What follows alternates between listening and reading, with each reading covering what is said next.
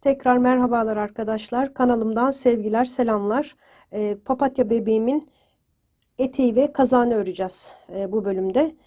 Ayakkabılarını bir sonraki bölümde ayakkabı ve çorapları nasıl yaptığımı anlatacağım arkadaşlar. Daha sonra da papatya tacımızı ve çantamızı, çok şirin oldular arkadaşlar, onları anlatacağım. Şimdi etek yapımına başlayacağım. Sizden kanalıma abone olmanızı istiyorum. Yorum ve beğenilerinizi de bekliyorum arkadaşlar. Şimdi hemen etek yapımına geçelim. Önce hangi ipleri kullandım bir onları görelim arkadaşlar, numaralarını. Bu renkleri kullanacağım. Alize Cotton Gold 35, Color 35. Ayrıca 67 numarayı kullanacağım. Yine Alize Cotton Gold. Tığ olarak 2 numara kullanacağım arkadaşlar. 2 tane tığ kullanacağım. 2 farklı. 2,5 milim ve 3 milim.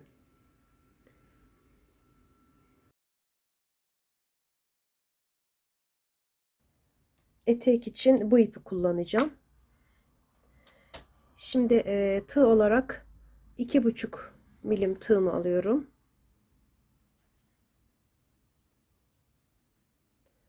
Şöyle düğümledim. Zincir çekeceğim. 46 tane zincir çektim arkadaşlar. 46 zincir. Şimdi ikinci zincirden başlıyorum. Sık iğne yapacağım.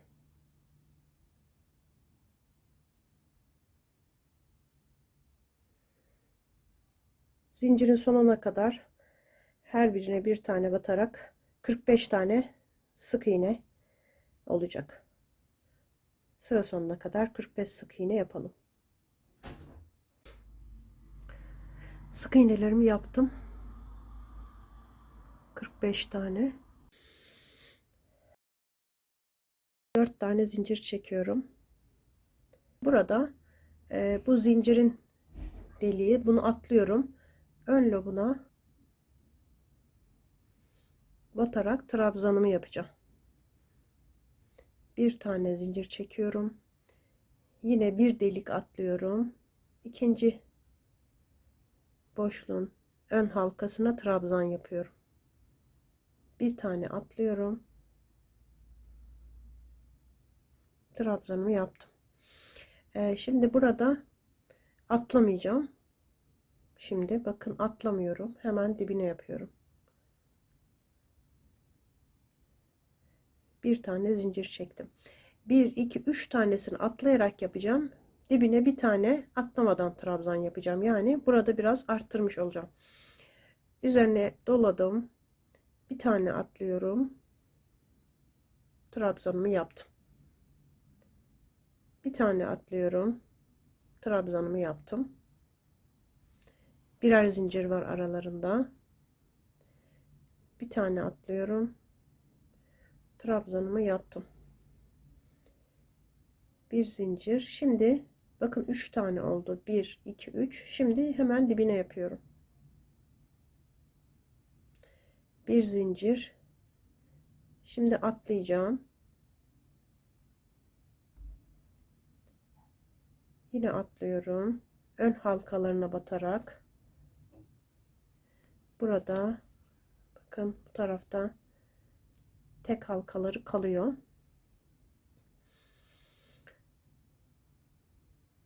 İki tane oldu bakın. Şimdi üçüncüyü atlayarak yapıyorum.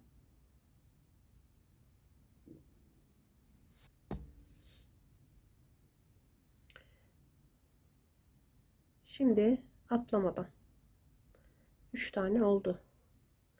Çünkü 1 2 3, dördüncüsü dibine. Tekrar atladım. Yine atladım. Yine atladım. 3 tane atladım. Şimdikini dibine yapıyorum.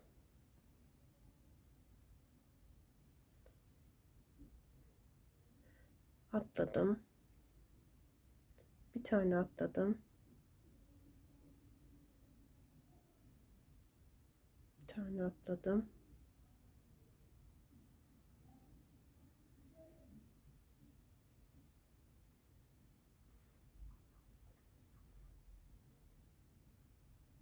dibine yaptım,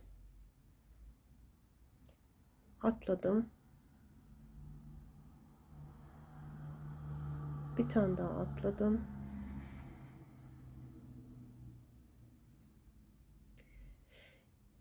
bir tane daha, bir zincir. Şimdi dibine yapıyorum. Bu kez atlıyorum. Son halkaya da yapmış oldum. 25 tane oldu bunlar. Şimdi 2 tane zincir çekiyorum, döndüm, üzerine doluyorum. Bu kutuların içine trabzan yapacağım. 2 tane zinciri saymıyorum, 2 tane yapıyorum. Diğerine geçtim, yine 2 tane. Her bir kutunun içine 2 tane trabzan yapıyorum, ikili trabzan.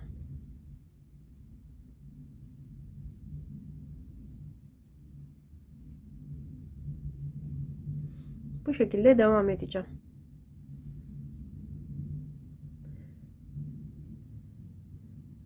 Sıranın sonuna kadar yapacağım. Buraya 3 tane yapıyorum. Daha sonra birleştireceğim.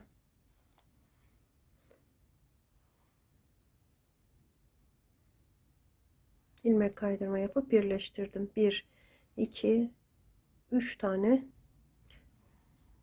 4 tane. Şimdi arkadaşlar burada trabzanların arka lobuna batacağım. Kutu yapacağım. Bir zincir çekiyorum, bir tane atlıyorum. Trabzanla yaptığımız zaman şurada 2 tane halka batılıyor arkadaşlar. Oraya batarsanız daha sağlam olur. Bakın, bir tane atlıyorum. Şöyle battığımız zaman 2 halkaya birden batılıyor. Trabzanda oluyor bu. Sık iğnede tek bir halka var orada.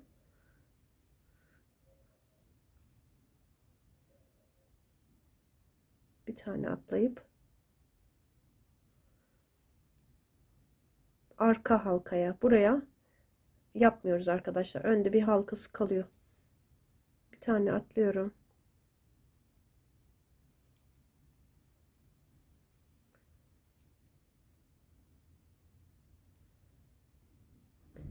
Birer boşluk atlayarak kutularımı yapacağım.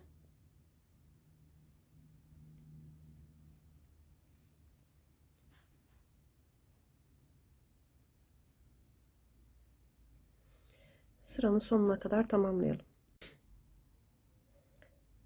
Bir zincir çekiyorum. Buraya bağladım. 1 2 3 tane zincir çektim. Şimdi her halkanın içine 2 tane yapıyorduk trabzan. Yine bu sıra gibi yapacağız. Yalnız aralarda arttırma yapacağız.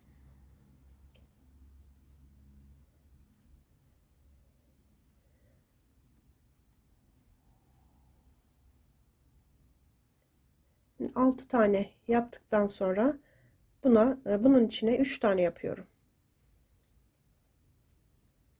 2 3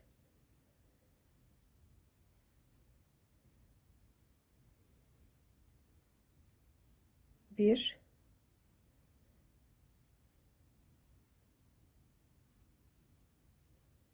3 boşluğa ikişer tane yapıyorum. Bakın, 1 2 3 boşluğa 2 tane yaptım. Şimdi sıradakine 3 tane.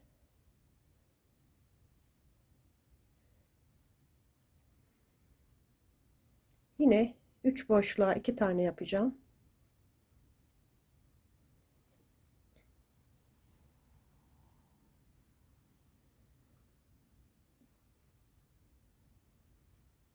Dördüncüsüne bakın 3 yaptım. Yine 3 tane, ikişer tane yaptım. Şimdi bu boşluğa 3 tane yapacağım.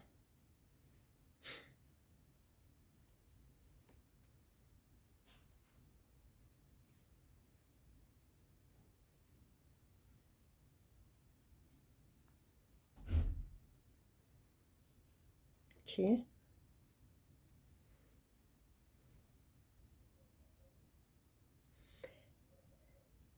3 tane 2 adet yaptım. Şimdi buna 3 tane yapıyorum.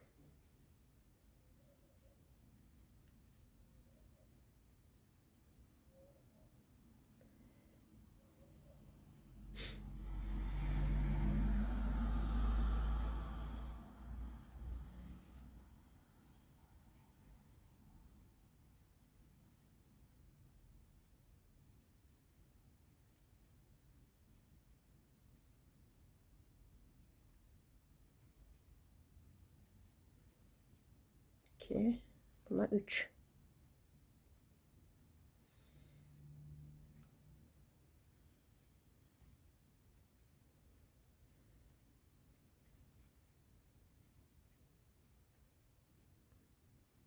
2, buna 3, ona da 2. Şimdi sıradakine 3 tane yapacağım.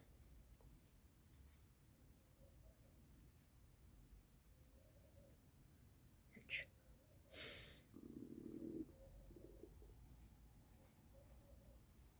İki. Bunlara 2 tane yapacağım arkadaşlar. Şimdi ilk trabzanın üstüne batıyorum.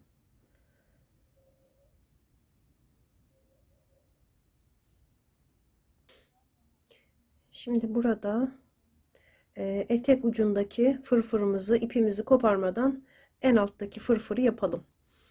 Şimdi 3 milim tığıma geçtim arkadaşlar.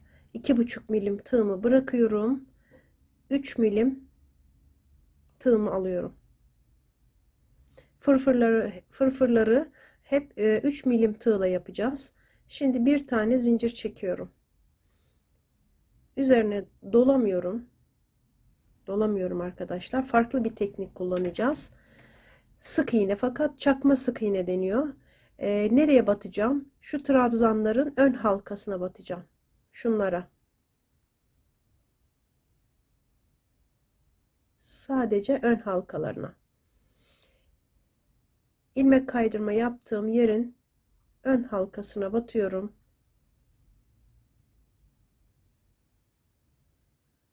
Bu şekilde. Çakma sık iğne. Bir tane daha batıyorum aynı yere. Bu şekilde. Yan tarafa geçiyorum. Bakın, sık iğneyi 2 kere de çekiyoruz. Üzerine dolamıyoruz. Aynı yere batıyorum. Her bir halkaya çift yapacağız bu arada. Yan halkaya geçiyorum.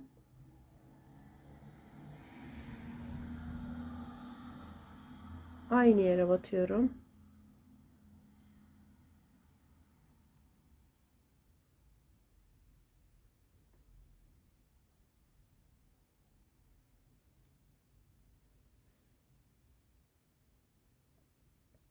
Her bir halkaya 2 tane çakma sık iğne yapacağız ön halkalarından.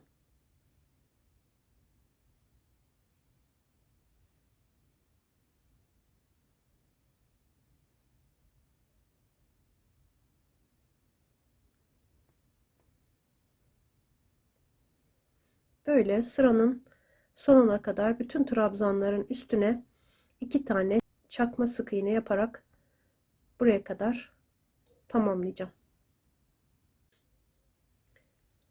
Hepsine yaptım arkadaşlar. Şimdi burada ilk sık iğnenin içine batıyorum. İlmek kaydırma yapıp bir zincir çekiyorum. Şimdi her bir sık iğnenin üstüne yine aynı çakma sık iğne olarak yapacağız. Tek tek arttırma yapmıyoruz bu sırada.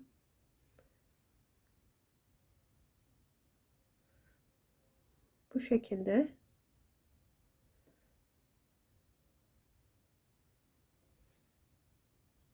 her bir sık iğnenin üzerine bir tane batacağız. Dediğim gibi sırayı tamamlayacağım. Yine ilmek kaydırmayla birleştirip bir zincir çekip bir sıra daha yapacağım aynısından. Yani toplam 3 sıradan oluşacak. Bu 2 sıra aynı olacak. Hiçbir işlem yapmadan 2 sıra örelim arkadaşlar. Tamamladım arkadaşlar. 3 sıra toplam yapmış oldum. İlmek kaydırma yapıyorum. Bir zincir çekip ipimi keseceğim. İlk fırfırımız oluştu. En alt fırfırımız. Diğerlerini de yapacağız. Birini şuraya yapacağız. Birini de buraya. Fırfırları yapmadan önce belindeki kemer kısmını tamamlamak istiyorum. Önce orayı tamamlayalım. Şimdi 3 numara 3 milim tığımı bırakıyorum. 2,5 milim tığımı alıyorum. Şuradaki bakın zincirin ilk halkasına tığımı geçirdim. Bir zincir çekiyorum. Bu ipleri de içeride yürütelim. Aynı yere batıyorum. Burada 45 tane sık iğne vardı. Yine 45 tane sık iğneyi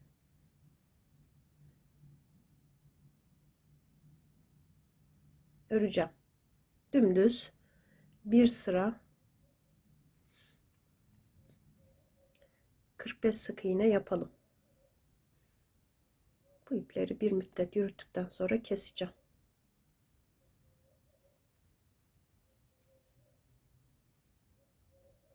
Her bir zincirin üstüne batıyoruz. Eksik olmasın. Bu şekilde.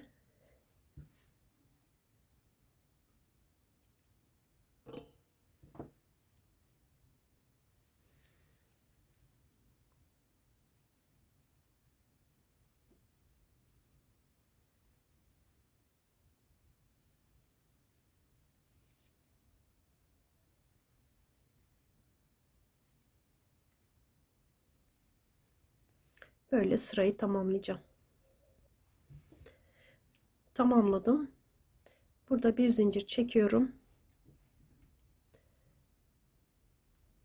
İpimi kestim. Burada birkaç sıra ipi keserek baş tarafa bağlayacağız. Böyle devam edeceğiz arkadaşlar. Zor değil. Hemen ipi kestim. Bu tarafa bağladım. Bir zincir çekip ipimi şu ipi arkadan yürüttükten sonra hiçbir sıkıntı olmaz. Sonradan bize iş de çıkmaz. Arkadan yürütüyorum ipimi.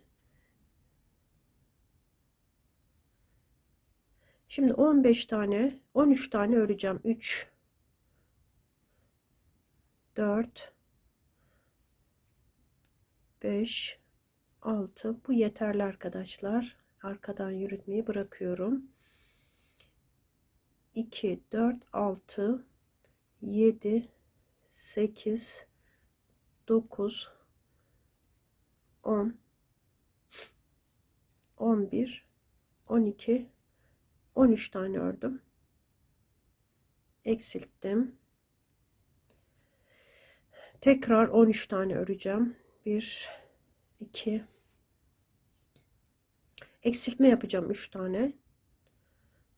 3 4 5 6 7 8 9 10 11 12 13 tane ördüm. Eksiltiyorum yine.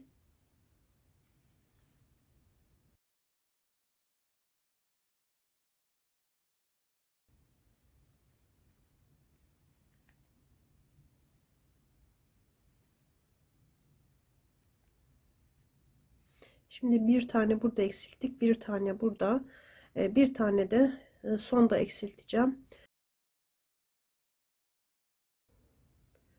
Şu ipi de arkadan yürüteceğim, bakın. Çok kolay. Burada görüntünün hep aynı şekilde olması için, sık iğnenin tersinin gelmemesi için böyle yapıyorum.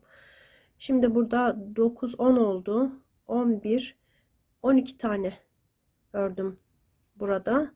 Son iki sık iğneye eksiltme gelmesin diye arkadaşlar. 12 tane ördükten sonra eksiltiyorum. Şunu da aldım. Sonra en sonda bir sık iğneyi de örüyorum. Bir zincir çekip ipimi yine kesiyorum. Buradaki fazla iplerimizi de temizleyeceğiz.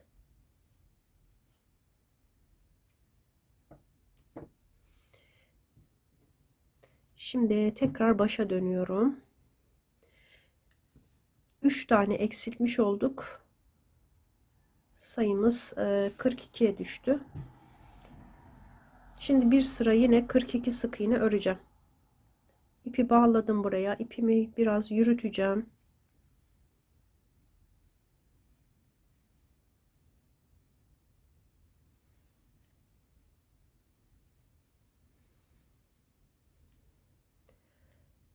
Bu şekilde arkadaşlar tek tek her birine bir tane batıyorum.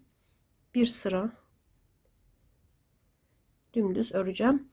Şuradaki ipi de sona doğru gizlemeyi unutmayın arkadaşlar, içeriye. Tamamladım. Bir zincir çekip ipimi yine kestim.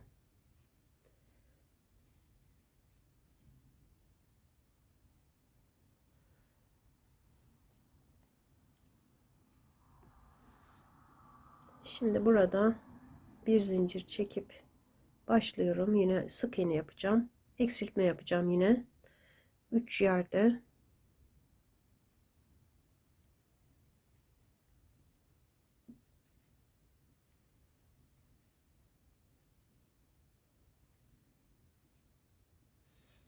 Beş, 6, 7, 8, 9, 10, 11 tane ördüm. Eksiltiyorum. Şimdi buradan örüyorum. 1, 2, 3, 4, 5, 6, 7, 8, 9, 10, 11, 12, 13, 14, 15. 15 tane ördüm. Şöyle bakayım arkadaşlar. 15, 16 tane örüyorum. Eksiltiyorum. Şimdi buradan yine 2, 3, 4, 5, şu ipi gizleyelim. 6, 7, 7 tane ördüm. Yine eksiltiyorum. 2 tane sık iğne kaldı burada. Onları da ördüm.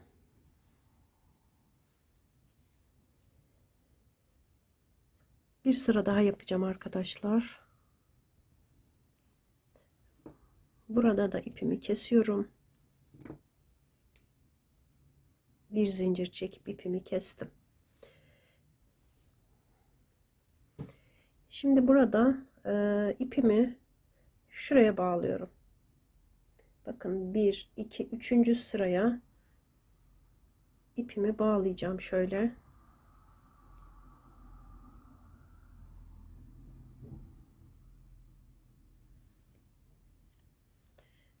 Tekrar aynı yere takıp burada zincir çekeceğim. 1, 2, 3, 4, 5 tane zincir çektim. Burada ilik yaptım. Bir tane zincir çekip aynı yere batıyorum. Buradan öreceğim arkadaşlar. Burası ilik olacak. Şuraya bir tane biraz büyük bir düğme, yani çok büyük değil. Gömlek düğmesinden biraz büyük bir düğme yapıp buraya ilikleyeceğiz. Şimdi bu bir sıra dümdüz, biraz sıkı yapıyorum bu sırayı. Hatta 2 numara 2 milim tığ ile bile yapabilirsiniz arkadaşlar. Ben sıkı bir şekilde yapıyorum şu anda. Son sıra açılmasın. Sıranın sonuna kadar dümdüz öreceğim. Tamamladım arkadaşlar. Bir tane zincir çekip şuraya şöyle ilmek kaydırma da yapabiliriz. Biraz burası esnek, çünkü bir tarafı biraz daha esnek oluyor. Şöyle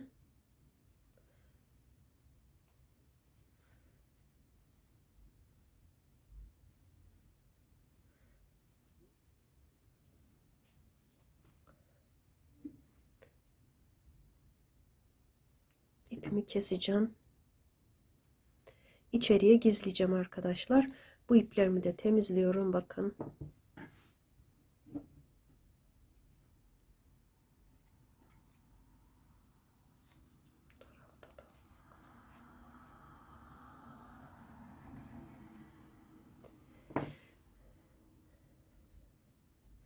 Şimdi şu kısımları, bakın eteğimiz böyle.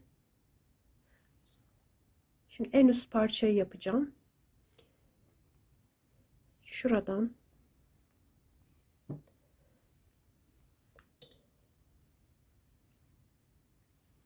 iki milim tığımı bırakıyorum. 3 milim tığımı aldım. Bakın burada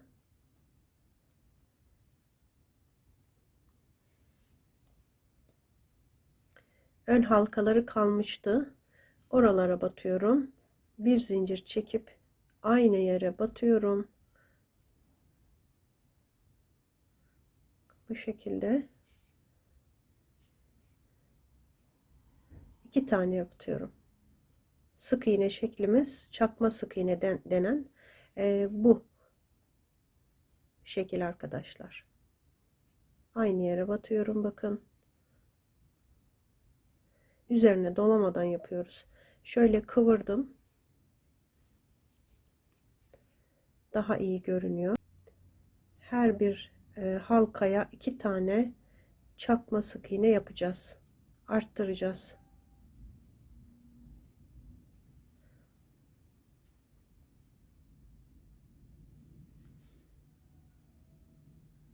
Böyle. Böyle arttırmalarımı yapacağım. Şuraya kadar arkadaşlar. Buraya kadar arttırmaları yapıp geliyorum. Şimdi son halka burada, bakın. Onun içine de çift yapıyorum. Yalnız son sık iğneyi normal sık iğne yapın arkadaşlar. Orada esneme yapmasın. Çünkü ipi keseceğiz yine burada 2 sıra. Böyle birleştirmiyorum. Etek giymesi için arkadaşlar. Burada açıklık bırakmıştık. Bir dahaki sırada birleştireceğim. O yüzden şimdi kestim burayı. Yine sıranın başına geliyorum.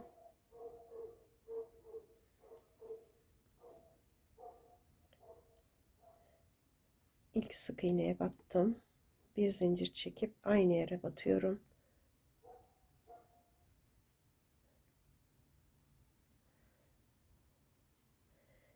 Her bir sık iğneye bir tane batacağım.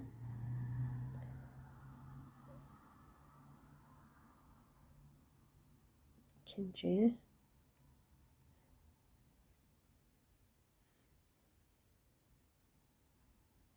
Aynı diğer tarafta yaptığımız gibi aşağıda böyle her birine bir tane batacağım.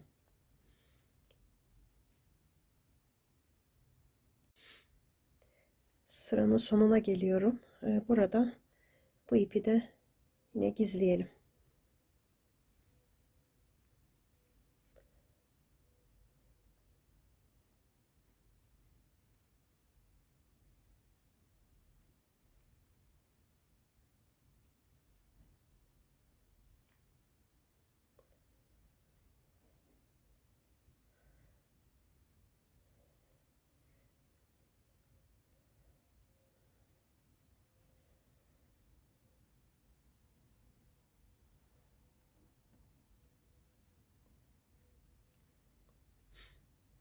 Şimdi burada birleştireceğim. Bu sırayı kesmeden devam edeceğim. İlk sık iğneye bağlıyorum.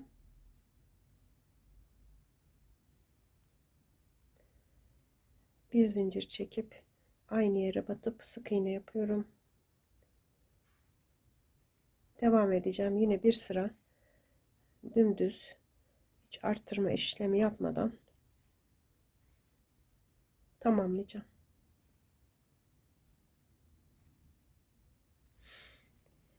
Buraya kadar tamamlayıp geliyorum arkadaşlar. Son sık iğneyi yaptım.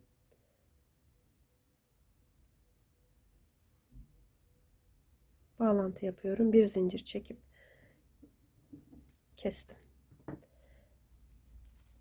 Şimdi birinci katı oluyor arkadaşlar. Birinci katı da yaptık. Şimdi arada bir katımız kaldı. Şimdi buradan başlayacağım.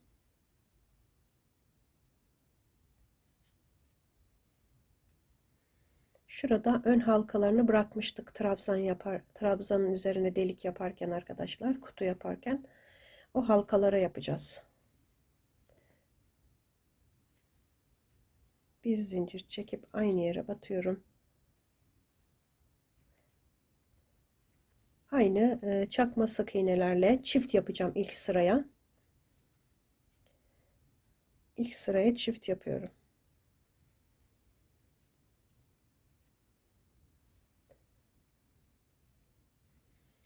Devam edeceğim. Her bir halkanın üstüne şu ipi biraz yürütmek istiyorum. Çift yapacağım.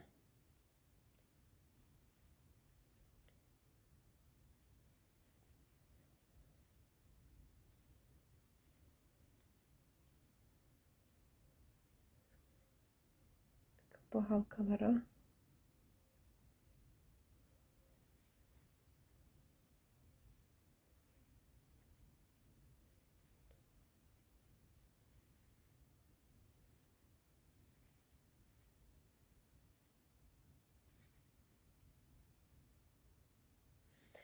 böyle devam edeceğim. Her birine çift yaparak aynı diğer şurada yaptığım gibi arkadaşlar. Diğer katlarda olduğu gibi çift yapacağım. Buraya kadar dolduracağım. Sonra ilmek kaydırma yapıp her birine bir tane yapacağım. İlmek kaydırma ile birleştirip bir zincir çekip her birine bir sık iğne yapacağım. Sonra bir sıra daha yapacağım. Aynı şunun gibi arkadaşlar. 3 sıra ilk başta çift yaptık. Sonra 2 sıra düz. Bu şekilde yapıp tamamlayacağım onu da.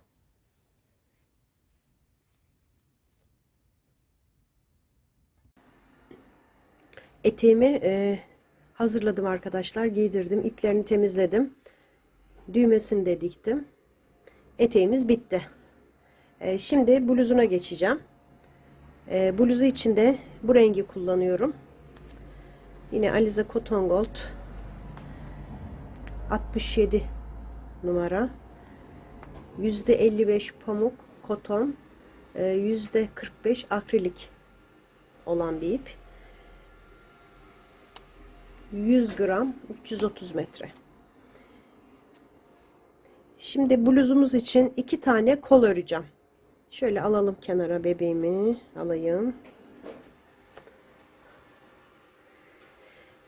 Kolları önceden örüyoruz arkadaşlar, bu şekilde. 2 adet öreceğim. İkisi de aynı olacak. Ben bir tanesini ördüm. İkincisini birlikte örelim. Aynısından 2 adet örülecek. 2,5 milim tığımı aldım. Zincir çekeceğim. Düğüm atmıyorum arkadaşlar. Birleştireceğim çünkü. 15 tane zincir çekeceğim. 4, 5, 6, 7, 8, 9, 10, 11, 12, 13, 14, 15. 15 zinciri çektim. Şöyle yamuk olmayacak şekilde, yani burulmasın. Bu şekilde birleştiriyorum. İlmek kaydırma yaptım. Bir tane zincir çekiyorum. Aynı yere batıyorum.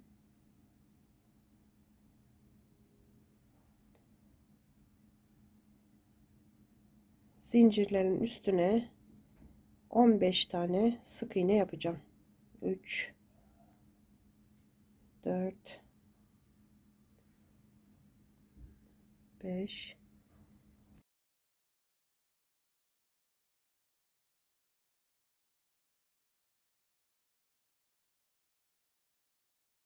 15. 15 tane yaptım. Buraya işaret koyacağım. İşaret yerleştiriyorum. İkinci sıraya başlarken normal sık iğne yapıyorum. Yani ilmek kaydırma ile bitirmiyorum sıramı artık.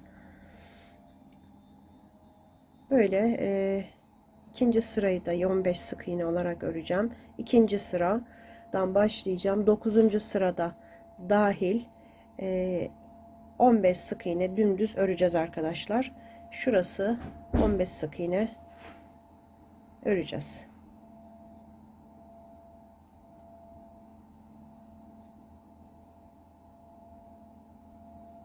İkinci sırayı örüyorum.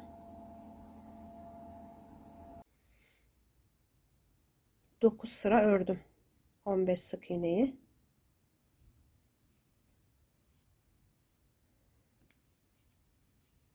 Şimdi buradan ilk başta çift yapıyorum. Arttıracağım bir tane bu sırada. Çift yaptım. Kalan 14 sık iğnemi örüyorum.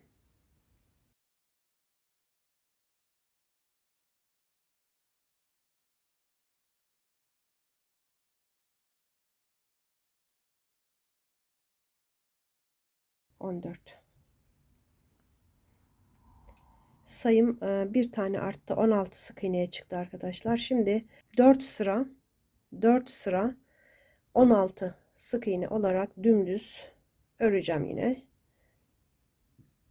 4 sıra. 4 sıra ördüm.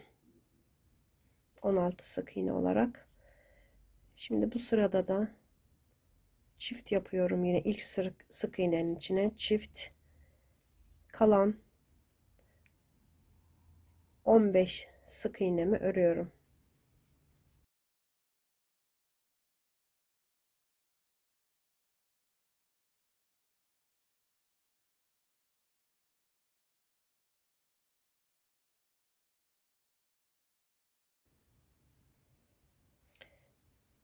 Şimdi sayım 17'ye çıktı. Bir sıra 17 sık iğne yapacağım. Bir sıra örüyorum.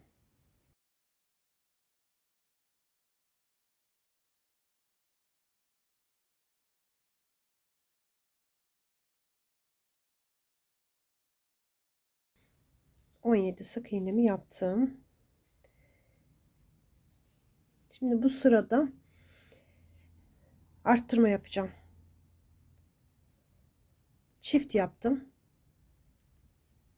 1, 2, 3, 4, 5 tane ördüm. Yine çift yapıyorum.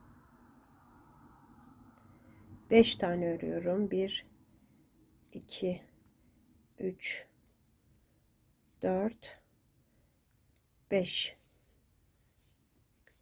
Yine çift yapacağım. Aynı yere 2 tane batıyorum. Kalan 4 sık iğnemi örüyorum. 2 3 4. Sayım 20'ye çıktı. 20 sık iğneyi 5 sıra öreceğim arkadaşlar. 5 sıra 20 sık iğne dönerek örüp geliyorum. 5 sıra ördüm arkadaşlar. Şimdi işaretimi buraya koyuyorum. Bu sırada eksiltme yapacağım. Yalnız farklı bir şekilde yapacağım arkadaşlar örgümü. 2 tane sık iğne öreceğim. Yalnız şuradan batıyorum bakın. Şuradan batıyorum böyle.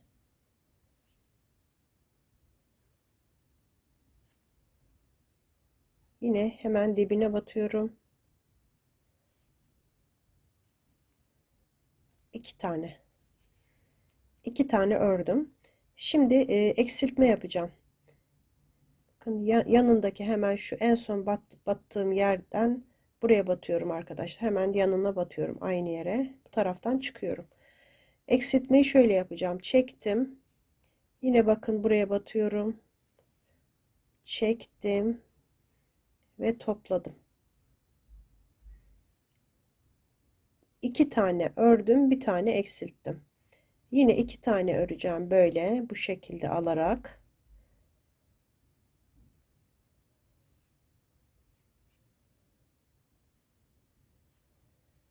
Eksiltmeyi yine aynı şekilde bakın bir daha gösteriyorum.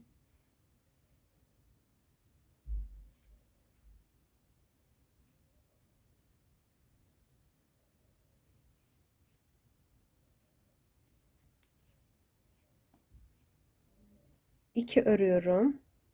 Bir eksiltiyorum. Üçüncüyü yapıyorum. 2 ör, bir eksilt. Ama farklı bir şekilde örüyorum. Onu size hepsini göstermek istiyorum sıranın sonuna kadar. Eksilttim. Tekrar 2 tane öreceğim.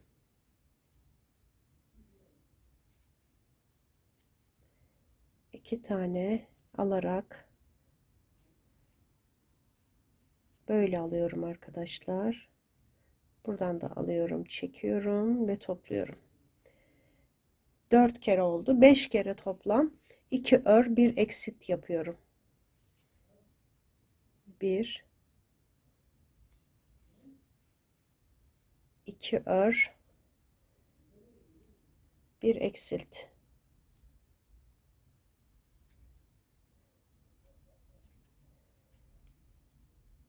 Tamamladım. Şimdi yandaki halkaya ilmek kaydırma yapıyorum. Bir tane zincir çekip ipimi keseceğim ve iğne ile buraya arkadaşlar içine şuradan içine gizleyeceğim iğne ile. Kolum bitti. İkisi de hazır arkadaşlar. Bunu takmıştım. Bakın böyle.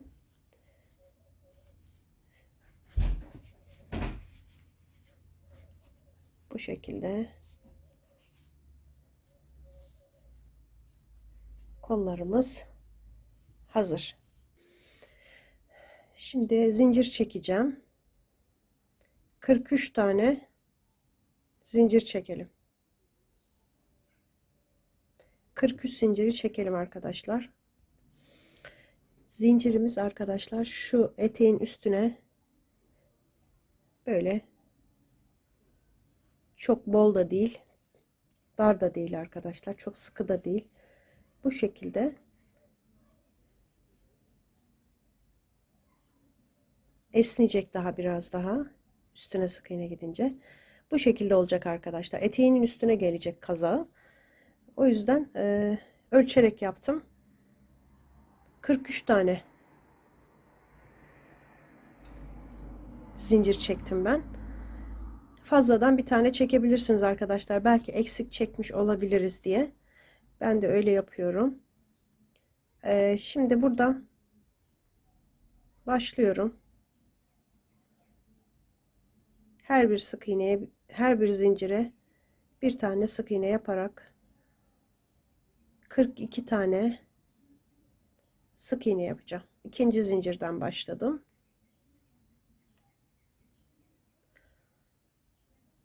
Böyle zincirin sonuna kadar dolduracağım. 42 tane sık iğnemi yaptım. Şimdi burada bir zincir çekiyorum, ipimi keseceğim. Ben bluzumu yine ipimi keserek öreceğim arkadaşlar. Şu düz görüntüyü elde edebilmek için ve buradaki farklı detayları uygulayabilmek için güzel olacağını düşünüyorum. İpimi kesip başa bağlayarak yapacağız. Şimdi ipimi kestim. Bir zincir çekip başa dönüyorum. İlk sık iğnenin içine tığımı geçiriyorum. Burada bu sırada arkadaşlar ipimi yürütmeyeceğim. O yüzden bir zincir çektim. Şöyle biraz daha kısa çekelim. Buraya düğüm attım yani. Buradan geçirdim. Bir tane zincir çekip sık iğnenin içine battım. Şimdi burada farklı bir teknik kullanacağım. İlk sık iğneyi normal battım. İkinci sık iğneyi bu şekilde batıyorum.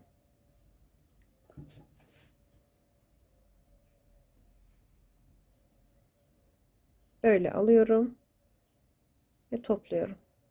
2 oldu. Sadece baştaki sık iğneyi normal yaptım. Diğerlerini bu şekilde yapacağım. 2,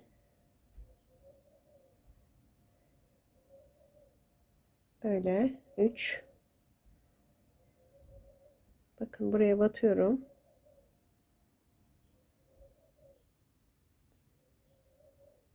4, hemen bitiş diğer sık iğnenin dibine batıp 1, 2, kaç oldu arkadaşlar, bir sayalım. 1, 2, 3, 4, 5, 6 oldu. Şimdi 6 sık iğne yaptım. Sıradaki sık iğneye yine aynı şekilde batıp sık iğnemi yaptım. Bir tane daha yapıyorum aynı yere. Yani çift yapıyorum, arttırıyorum.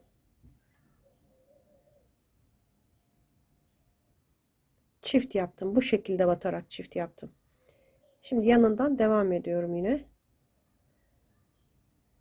1, 2, 3. 3 tane ördüm. Aynı şekilde. Çift yaptım. Tek tek 3 tane yaptım. Şimdi yine çift yapacağım.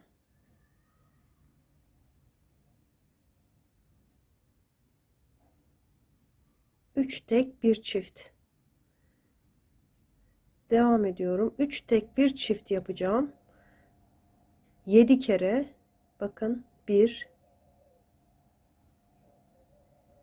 2,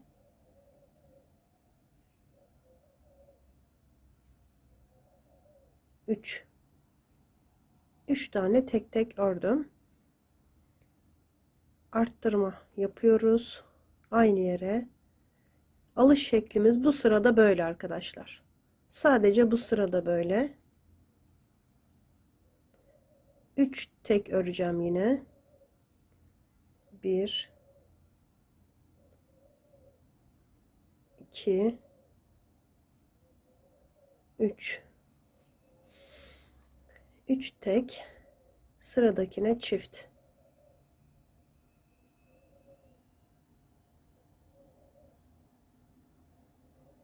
Bunu 7 kere yapacağım arkadaşlar. Bakın 6 tek bir çift yaptım. 3 tek bir çift, 3 tek bir çift, 3 tek bir çift. 4 kere daha 3 tek bir çift yapacağım. Şuraya kadar öreceğim arkadaşlar. Geleceğim. Bakın buraya kadar yaptım.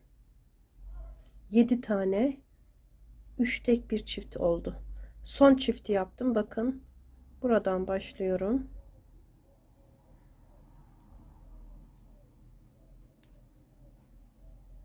Burada 7 tane sık iğnem kaldı.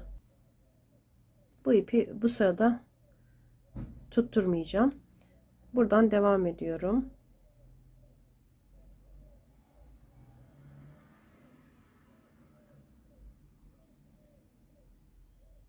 Bir, iki, üç, 4 oldu.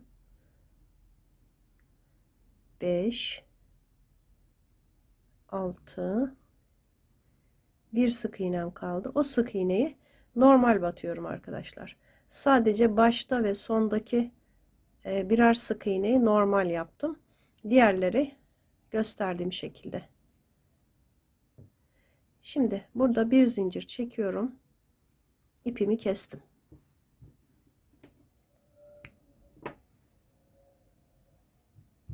Tekrar başa dönüyorum.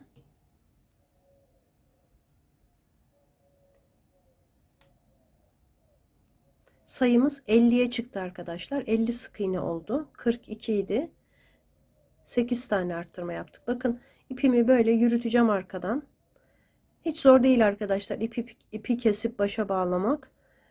Yani bu görüntüyü elde etmek için böyle yapıyorum. Her bir sık iğneye bir tane batacağım. Bu kadar yürütmek yeterli arkadaki. Şunu da içeriye gizleyeceğim arkadaşlar. Bu sırada da gizleyebilirdim. Bir sonraki sırada da yapabilirim. Ya da iğne ile sonradan içeri alacağım. Şimdi böyle her bir sık iğneye bir tane batarak, bakın bu çift yaptığımız yer.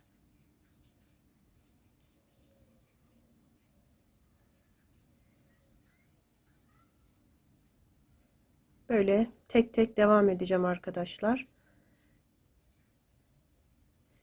Şimdi sıranın sonuna kadar değil de şuraya kadar gelip şu ipi de yürüttüğümü, nasıl yürüttüğümü size göstereyim.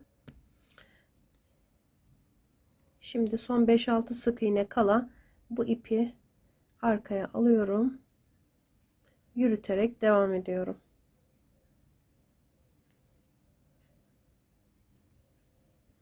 O zaman örgümüz tertemiz çıkıyor arkadaşlar. Bir zincir çekip tekrar ipi keseceğim.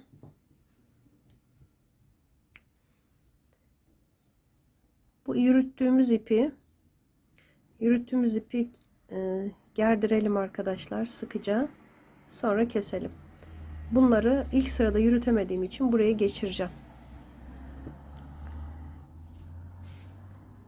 Şimdi arkadaşlar bir sıra oldu. Arttırmadan sonra 50 sık iğne yaptım. Şimdi 50 sık iğneyi 5 sıra daha öreceğim. Toplam 6 sıra olacak. Arttırmadan sonra 6 sıra örmüş olacağım. Şimdi 5 sıra daha 50 sık iğne yapıp geleceğim. İpi başa bağlayacağım. Burada alttan yürüteceğim. Burada da alttan yürüteceğim. İpimi şöyle, kalan ipimi bir zincir çekip keseceğim. Aynı bu sırada olduğu gibi. Tekrar başa döneceğim. Böyle başa dönüp ipimi buraya bağlayacağım. Yine 5-6 sık iğne, bir zincir çektim, aynı yere batıyorum.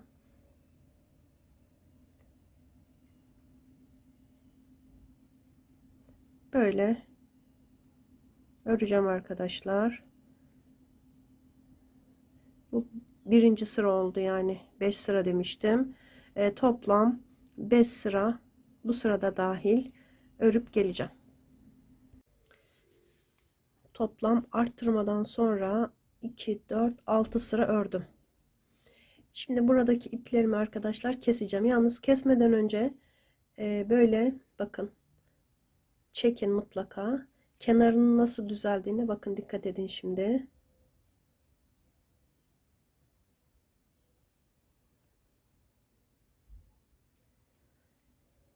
Bakın böyle biraz bol oluyor çekmeden. Ama çektiğimiz an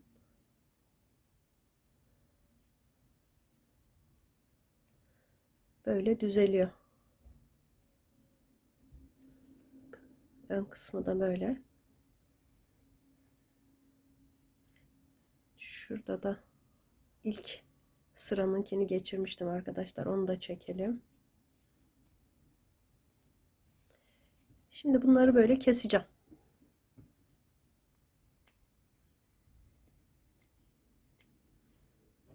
Diğer tarafta. Şimdi yine ipimi başa bağlıyorum.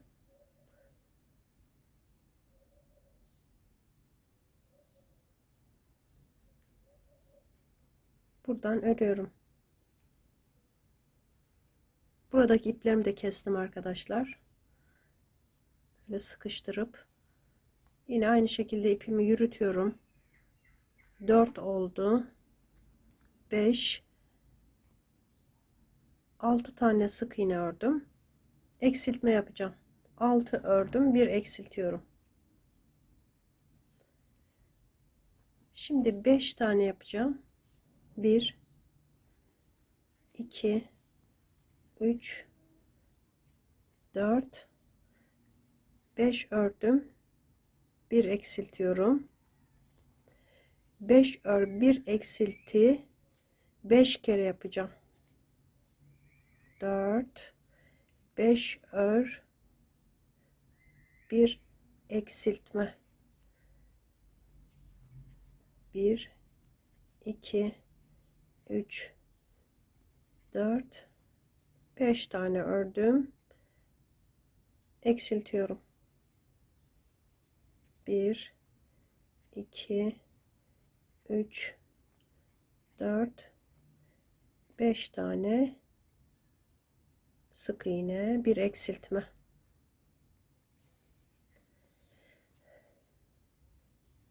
1 2 3 4 5 tane sık iğne, 1 tane eksiltme. Kaç tane oldu arkadaşlar? 1 2 3 4 5 tane ördüm. 5 ör 1 eksiltmeyi, bir de başta 6 ör 1 eksilti yapmıştık. Şimdi sıra sonuna kadar örüyorum. 1 2 ipimi yine alıyorum buraya. 3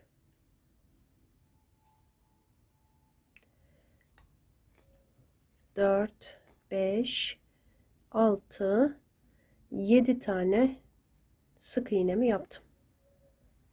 Bir zincir çekip yine ipimi kestim. Sayım 44'e düştü arkadaşlar. Şimdi bir sıra 44 sık iğne yapalım. Hiçbir işlem yapmadan yine ipimi bağlıyorum buraya. Bir zincir çekip aynı yere batıyorum. İpimi alttan yürütüyorum. 44 sık iğneye bir sıra örüp geleceğim. İpimi yine burada yürüteceğim.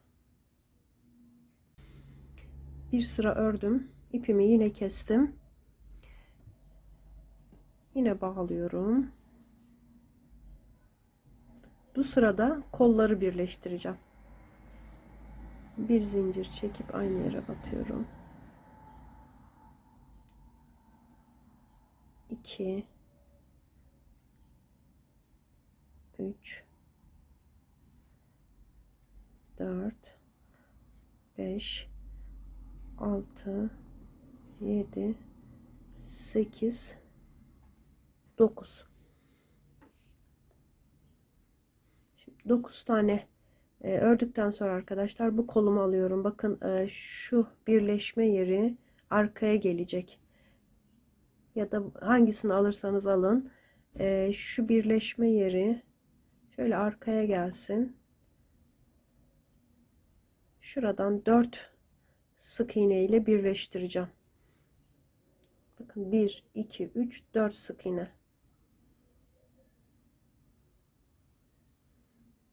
Şunun birini alırsam arkadaşlar daha düzgün olur.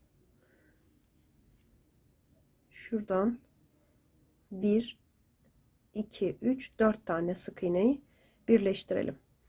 Şimdi şuradan batıyorum. karşılıklı sık iğne yapıyorum. 2, bakın 3, bir tane de şu taraftan batmak istiyorum. Bakın 4 tane koldan, 4 tane gövdeden alarak birleştirdim arkadaşlar bu şekilde. Şimdi devam ediyorum. Burada 18 tane sık iğne öreceğim ön tarafta.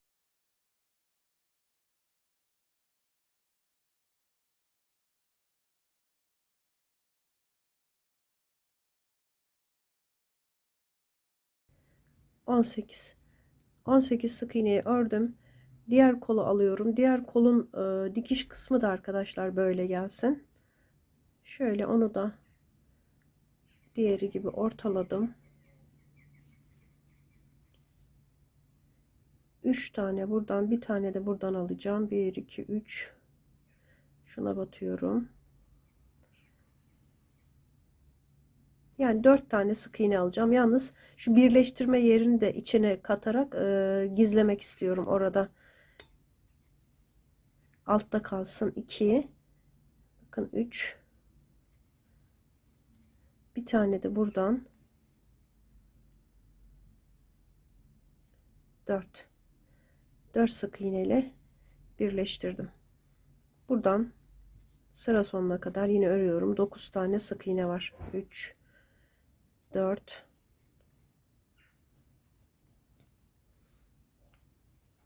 5, 6, 7, 8, 9.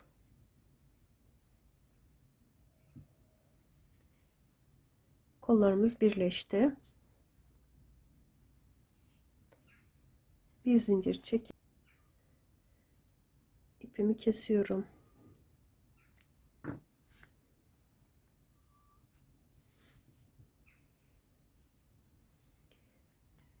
Yine sıra başına bağlıyorum.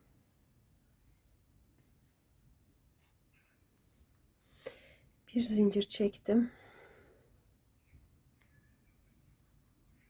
1, 2, 3, 4, 5, 6, 7,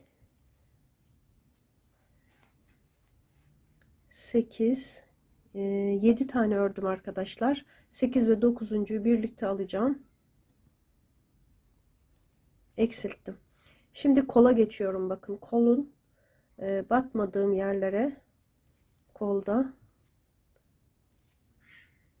2, 3,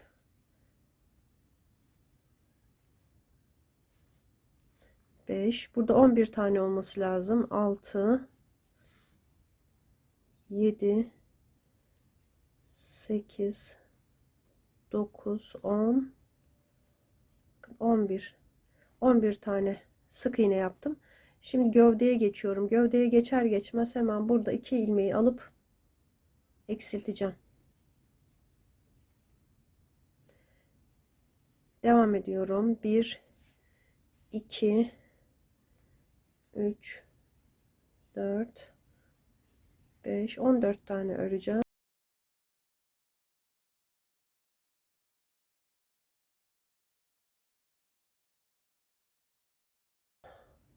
14 tane ördüm. Eksiltiyorum. Yine koldan devam ediyorum.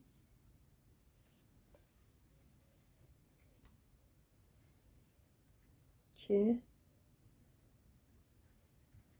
3, 4, burada 11 tane var. 5, 6, 7, 8, 9, 10, 11.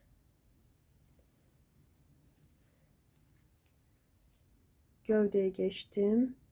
İlk 2 sık iğneyi eksiltiyorum. Burada 7 tane sık iğnem var.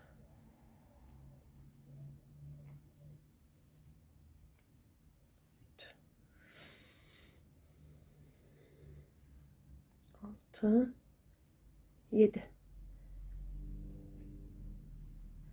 Bir zincir çektim. Bakın kollarımız birleşti.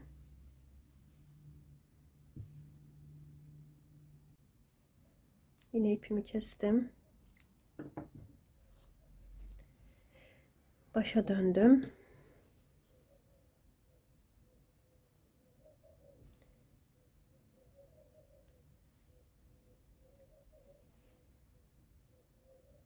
Bir sık iğne. Aynı yere yaptım. İkinci sık iğneyi de yaptım. 2 tane sık iğne yaptıktan sonra eksilteceğim. Eksiltiyorum. Bunu da aldım. 2 ör bir eksilt yapmış oldum. Şimdi bir örüyorum. 2 3 tane ördüm. Eksilteceğim.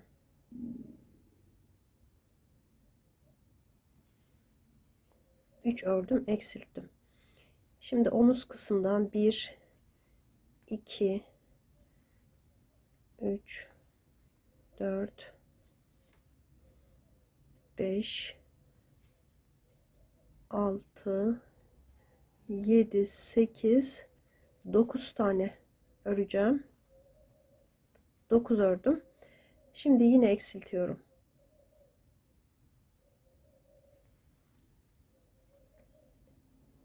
1 2 3 tane örüyorum. Eksiltiyorum. 4 tane 2 3 4 tane ördüm. Eksilttim. 3 tane 2 3 tane ördüm, eksilttim. Yine kolun üzerinden 9 tane öreceğim.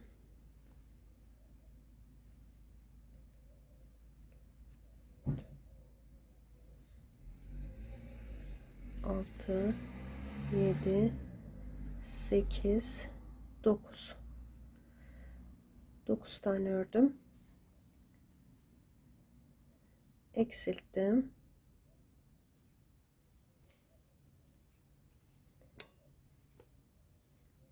Bir, 2,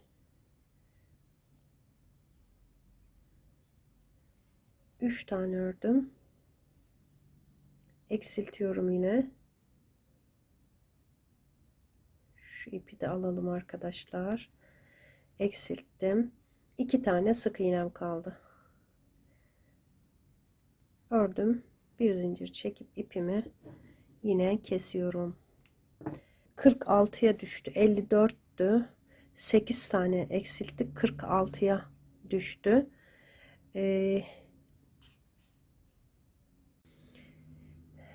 Başa bağladım ipimi.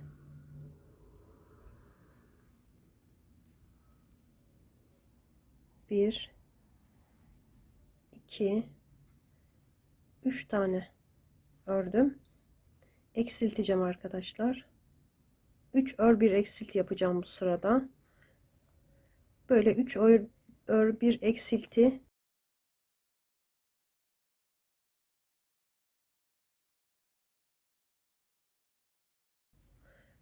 9 tane eksiltmiş olacağım. 3 ör, bakın 1 2 3 ör bir eksilt.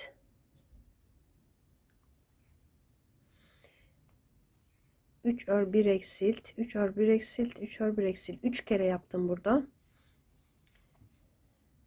Şimdi tekrar devam ediyorum. 2 3 ör bir eksiltme. 3 ör bir eksilt yapıyorum arkadaşlar.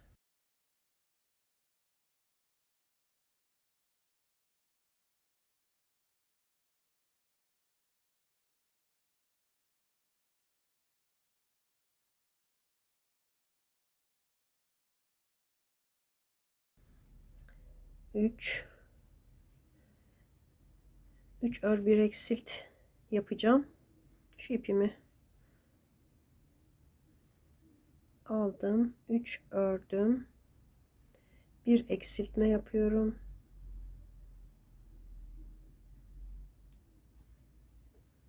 Burada bir tane sık iğnem kaldı. Bir sık iğne de yaptım, bir zincir çektim.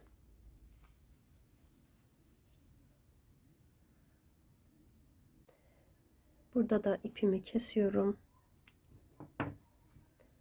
Başa döndüm.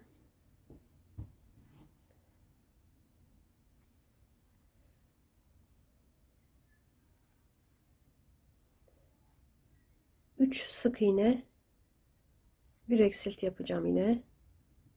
1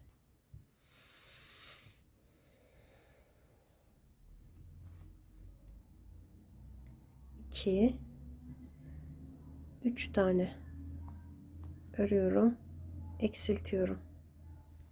3 ör bir eksilt, 3 ör bir eksilt şeklinde 7 kere eksiltme yapacağım. 3 ör bir eksilt. Sıra sonunda 2 tane kalacak. Bir alt sırada 37 sık iğnemiz kaldı arkadaşlar. Bu sırada da 7 tane eksilteceğiz. 30 sık iğneye düşecek. 1 2 3 sık iğne, bir eksilt. 3 sık iğne, bir eksilt. 7 kere 2 3 sık iğne, bir eksilt. Devam edeceğim sıra sonuna kadar. 3 sık iğne, bir eksilt yaptım son.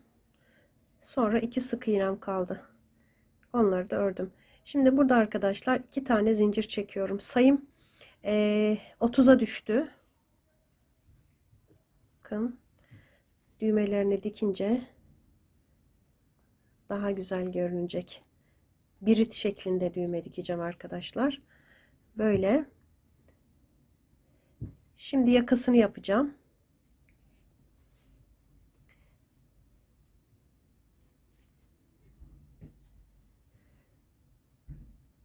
Üzerine 2 kere doluyorum. Üçlü trabzan yapacağım. Aynı yere arka lobuna batıyorum.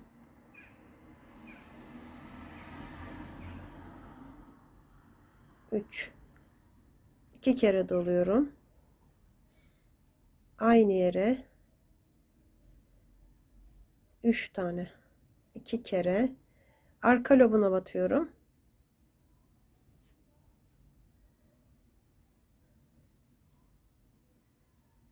2 3.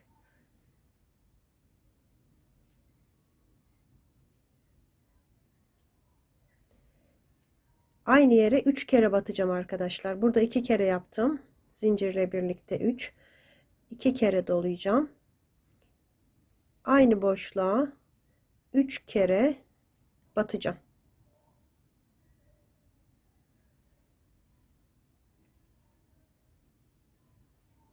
Birincisini yaptım. 2 üçlü trabzan olarak, ama 2 kere dolayarak üçlü trabzan yapıyorum. Aynı yere bir daha batıyorum. Her bir halkaya 3 tane üçlü trabzan yapacağım. Bu şekilde her halkaya 3 tane üçlü trabzan yaparak sıra sonuna kadar tamamlayacağım.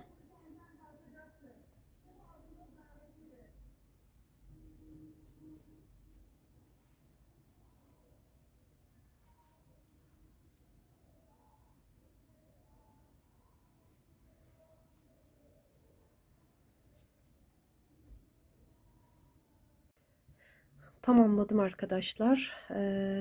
Şimdi burada son halkaya bir tane yaptım. 1 2 3 tane zincir çekip şuraya arkadaşlar dönüyorum. Bakın, birer halkaları kalmıştı, oralara batacağım. Bu kez ilmek kaydırma yapacağım. Böyle her bir halkaya batıyorum. İlmek kaydırma.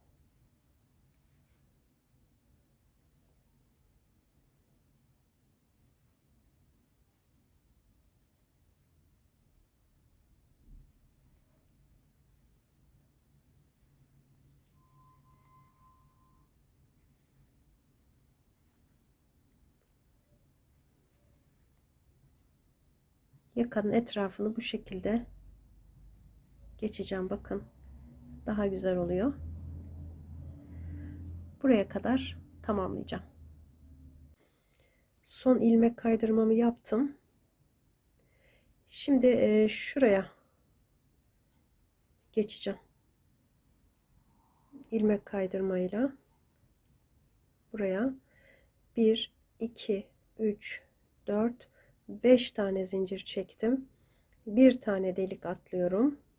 İlmek kaydırma yapıyorum. Yani bir sıra atladım. Şimdi ilmek kaydırma yapacağım yine. 1 2 biraz sıkı yapalım. 3 burası biraz toparlansın. 4 1 2 3 4 5 tane zincir çektim. Bir tane atlıyorum. Yine ilmek kaydırma yapıyorum. 2 3 4 1 2 3 4 5 tane. Ben ipimi kesmiştim. Zincir çektim. Buraya bağlantı yaptım. Bir zincir çekip artık ipimi kestim. 3 tane düğme yerimizi yaptım. Bu tarafa da düğme dikeceğim. İpimi de temizleyeceğim, iplerim arkadaşlar. Bakın böyle kazağımız. Kazağımı bitirdim, bluzumu. Bakın çok şirin oldu. Düğmelerini diktim. Bebeğime giydireceğim. Eminim çok yakışacak. Böylece eteğimizi tamamladık. Kazak da tamam. Bu videonun da sonuna geldik arkadaşlar. Bir dahaki bölümde görüşmek üzere. Hoşça kalın.